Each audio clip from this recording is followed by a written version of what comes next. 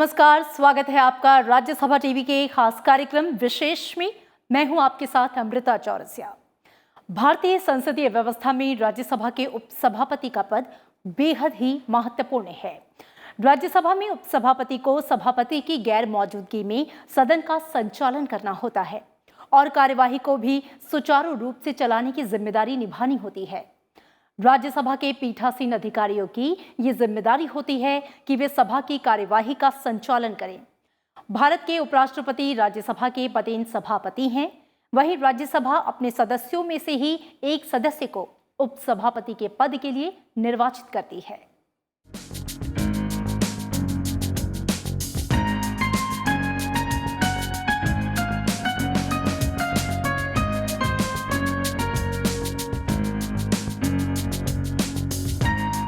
हमारे देश में संसद सर्वोच्च विधायिका है। संसद के दोनों सदनों राज्यसभा और लोकसभा में कुछ पीठासीन अधिकारियों की व्यवस्था संविधान में की गई है। जिस तरह से लोकसभा में अध्यक्ष और उपाध्यक्ष की व्यवस्था है, उसी तरह से संसद के उच्च सदन यानी राज्यसभा में सभापति और उपसभापति की व्यवस्था की गई है। उपराष्ट्रपति राज्यसभा के पदेन सभापति होते हैं। वहीं राज्यसभा के सदस्यों में से किसी के उपसभापति के निर्वाचन की व्यवस्था है।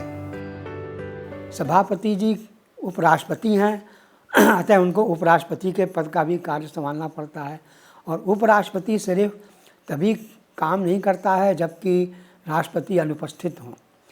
राष्ट्रपति उपस्थित हों भी तब भी तमाम डेलीगेशन आते रहते हैं, उसमें उनको काम मिलता है। और भी उनके तमाम काम हैं। वो चांसलर हैं सेंट्रल यूनिवर्सिटीज़ के, तो उनके और भी तमाम कार्यकलाप हैं। अतः ज़्यादातर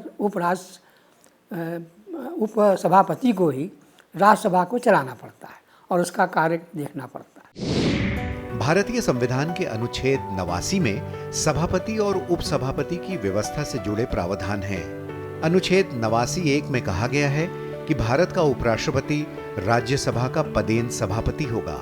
वहीं 89(2) में कहा गया है कि राज्यसभा यथाशीघ्र अपने किसी सदस्य को अपना उपसभापति चुनेगी और जब जब उपसभापति का पद रिक्त होता है तब तब राज्यसभा किसी अन्य सदस्य को अपना उपसभापति चुनेगी। संविधान में अनुच्छेद 89 में यही लिखा है कि जो भी राज्यसभा के मेंबर्स हैं उनमें से किसी एक को वो उपसभापति का निर्वाचन होता है और अगर उसका कार्यकाल समाप्त हो जाए तो किसी दूसरे का निर्वाचन वहीं से ही किया जाता है। भारत के उपराष्ट्रपति राज्यसभा के पदेन सभापति होते हैं, जबकि राज्यसभा के सदस्य अपने में से किसी एक सदस्य का चुनाव कर उपसभापति नियुक्त करते हैं। इस लिहाज से संसदीय व्यवस्था में उपसभापति का पद बेहद ही महत्वपूर्ण और जिम्मेदारियों से भरा है। उपसभापति राज्यसभा के पूर्ण अधिकारी होते हैं। उपसभापति का वेतन भारत की संचित निधि पर भारित और सभा के मत के अधीन नहीं है। सवाल उठता है कि उपसभापति के दायित्व क्या हैं? उपसभापति भी सदन के पीठासीन अधिकारी हैं। इस लिहाज से सभा का संचालन और सभा में व्यवस्था बनाए रखना उनका प्राथमिक कर्तव्य है। सभा की बैठक से सभापति की अनुपस्थिति में उपसभापति बतौर सभापति के तौर पर संसद का संचालन करते हैं। जब वो ऐसा सभापतित्व कर रहे होते हैं तब उन्हें वही शक्तियां हासिल होती हैं जो कि सभा का सभापतित्व करते हुए सभापति को प्राप्त होता है। उस वक्त राज्यसभा की प्रक्रिया और कार्य संचालन विषयक नियमों में सभापति के प्रति सभी निर्देश उपसभापति के प्रति निर्देश समझे जाते हैं। उपसभापति की ओर से दिए गए निर्णय से सदन के सामने उपस्थित मामले का निपटारा हो जाता है और उस मामले को दोबारा नहीं उठाया जा सकता। हालांकि जब कभी सदन में उठाए गए किसी विषय पर विचार की जरूरत होती है तो उपसभापति उस विषय को सभापति के विचार और निर्णय के लिए आरक्षित करने के लिए स्वतंत्र होते हैं। सभापति जी उपराष्ट्रपति भी हैं, अतः उनका और भी तमाम कार्यकलाप हैं। अतः ज़्यादातर राज्यसभा का काम उपसभापति जी को ही देखना पड़ता है। और वैसे भी एक तरह से कहिए कन्वेंशन है कि प्रश्नकाल में सभापति जी उपस्थित रहते हैं। उसके अलावा और भी कोई महत्वपूर्ण मुद्दा अगर है सदन के सामने तब वो उपस्थित रहते हैं, नहीं तो अधिकतर उपसभापति जी ही राज्यसभा का कार्यकलाप देखते हैं। राज्यसभा के उपसभापति ही वो पीठासीन अधिकारी हैं जो सभा के सदस्य होते हैं। इस लिहाज से उनकी भूमिका बहुत बड़ी है। Bureau report, Rajya Sabha TV. सभापति की अनुपस्थिति में उपसभापति ही सभा का संचालन करते हैं। सभा के संचालन के वक्त उपसभापति की जिम्मेदारी और अधिकार सभापति वाले ही होते हैं। चूंकि भारत के उपराष्ट्रपति ही राज्यसभा के पदेन सभापति होते हैं, उनके पास दोहरी जिम्मेदारी और उत्तरदायित्व होते हैं। ऐसे में वे पूरे समय सभा की बैठकों का सभापतित्व नहीं कर सकते। इस लिहाज से सभापति की अनुपस्थिति में उपसभापति सभा का संचालन करते हैं और सभा में व्यवस्था बनाए रखने की जिम्मेदारी उन्हीं की होती है।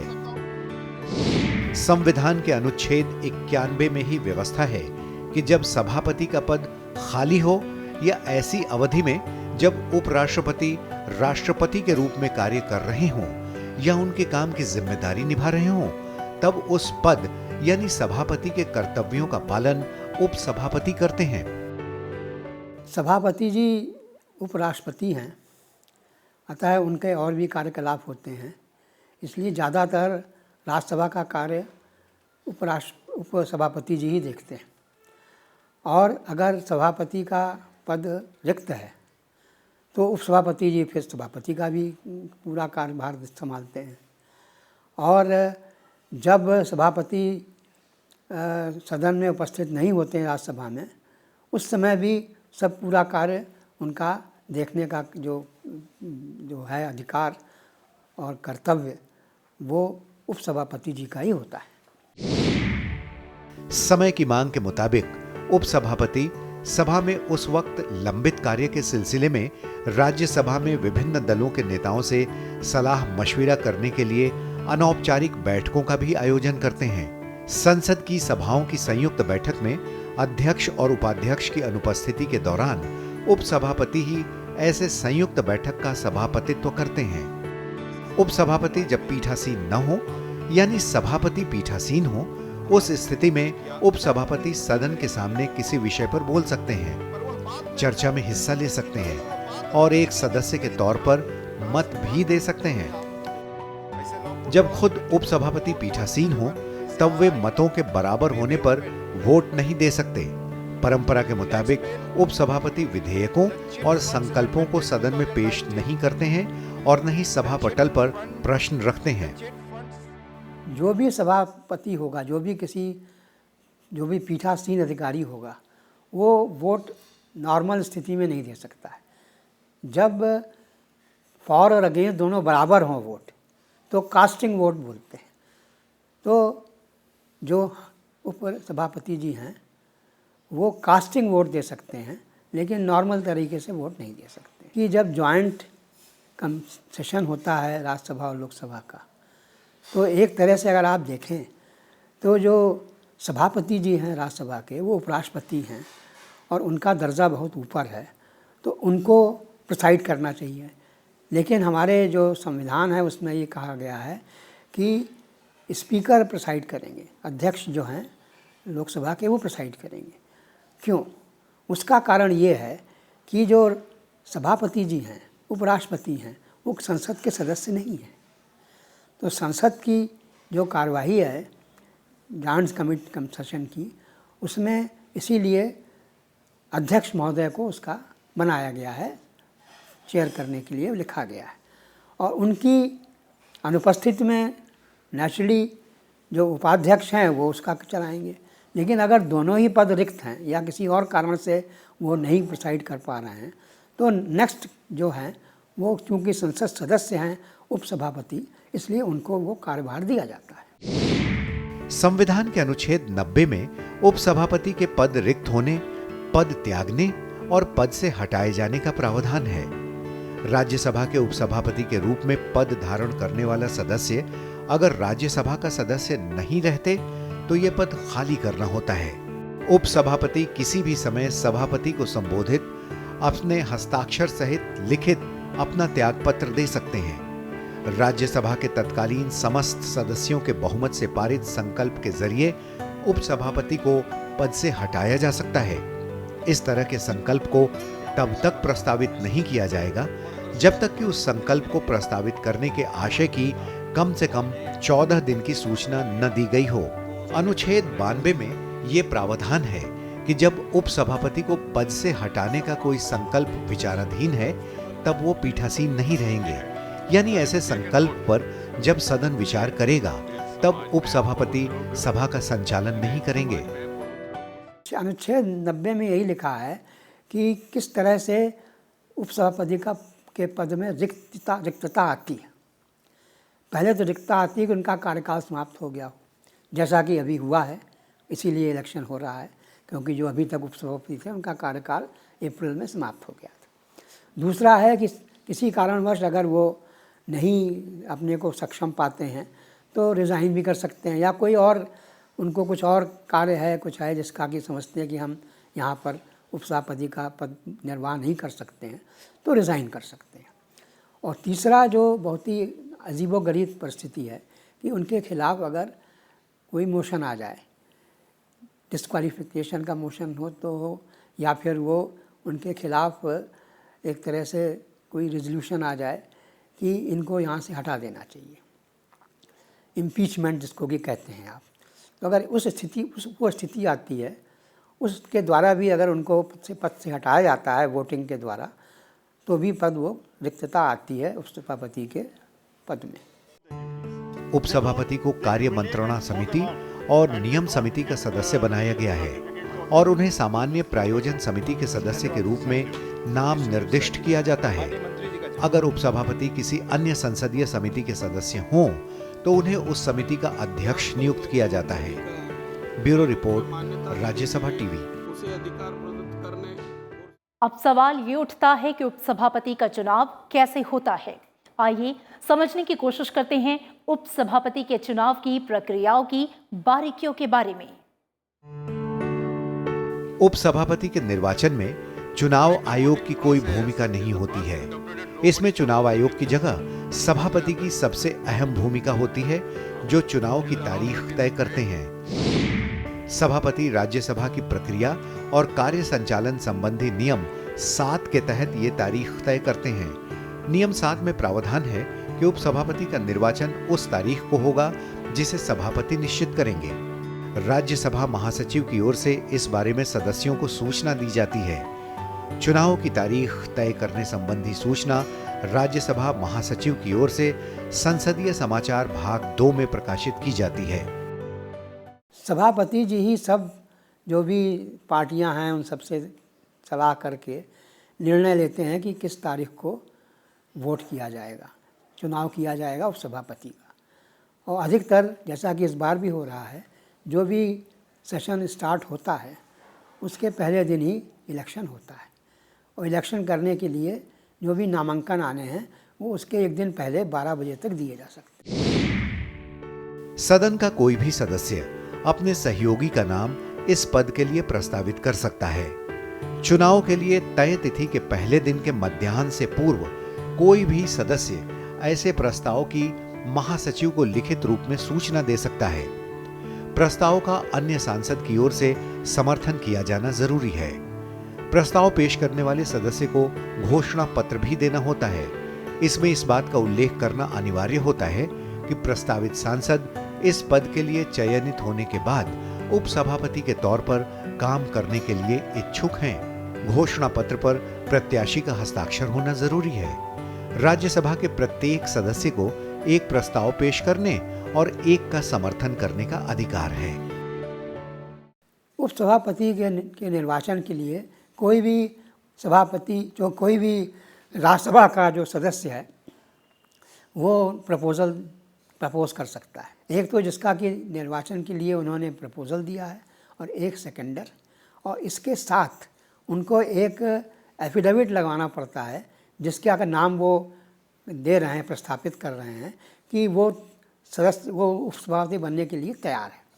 तो ये निर्वाचन की प्रक्रिया है और ये सब जिस दिन निर्वाचन होना है उसके एक दिन पहले 12 बजे तक जो भी आते हैं इस तरह के प्रस्ताव, उन सबको क्रमबद्ध तरीके से रख दिया जाता है। जिस दिन चुनाव की तारीख तय होती है, उपसभापति पद के लिए सांसद के नाम का प्रस्ताव पेश होने के बाद राज्यसभा इस पर विचार करता है।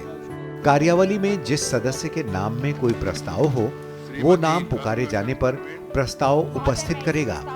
जो प्रस्ताव उपस्थित और विधिवत अनुमोदित हो गए हों, वे एक एक करके उसी क्रम में रखे जाएंगे जिसमें वे उपस्थित किए गए हों। अगर जरूरी हुआ तो मत विभाजन के जरिए फैसला होता है। एक से ज्यादा सांसदों के नाम के प्रस्ताव आने की स्थिति में मत विभाजन या वोटिंग के जरिए निर्वाचन का फैसला होता है। अगर कोई प्रस्ताव सदन से मंजूर कर लिया जाता है तो पीठासीन अधिकारी बाद के प्रस्तावों को नहीं रखते हैं और स्वीकृत प्रस्ताव में जिस सदस्य का नाम है उसे पीठासीन अधिकारी राज्यसभा का उपसभापति चुने जाने की घोषणा कर देते हैं। उपसभापति के चुनाव के वक्त सभापति पीठासीन होते हैं। इस तरह से उपसभापति का निर्वाचन प्रस्ताव के तहत होता है, जिसकी स्वीकृति पर उपसभापति चुने जाने की घोषणा सभापति करते हैं। हालांकि सदन में किसी सांसद के नाम पर सहमति बनने के बाद उसे सर्वसम्मति से राज्यसभा का उपसभापति चुनने की भी व्यवस्था है। जितने भी चुनाव के प्रस्ताव आए हैं उन सबको उनकी जो भी समय है उसके हिसाब से लिस्ट ऑफ बिजनेस में दाखिल किया जाता है। फिर एक एक करके उनको लिया जाता है। जो सबसे ऊपर है उसको सबसे पहले लिया जाता है। लेकिन मान लीजिए अगर 5 या 6 प्रस्ताव हैं तो जिस प्रस्ताव को पारित कर दिया जाता है उसके बाद वाले प्रस्ताव फिर नहीं लिए जाते हैं। तो अगर पहला ही प्रस्ताव पारित हो गया तो बाकी जितने भी प्रस्ताव हैं वो निरस्त कर दिए जाते हैं। और उसके बाद फिर जो भी इलेक्ट होता है उपसभापति, उसको लीडर ऑफ द हाउस और लीडर ऑफ अपोजिशन दोनों मिलके फिर सभापति जी के पास ले जाते हैं और उनको बताते हैं कि इनका निर्वाचन हो गया है। निर्वाचन के बाद सभापति उपसभापति का अभिनंदन करते हैं। इसके बाद सभा के नेता और विपक्ष के नेता उपसभापति को सभापति के आसन तक ले जाते हैं। इसके बाद सदन के सभी दलों के सदस्य उनको बधाई देते हैं, जिसका उपसभापति की ओर से उत्तर दिया जाता है। उपसभापति अपने निर्वाचन की तारीख से पद धारण करते हैं।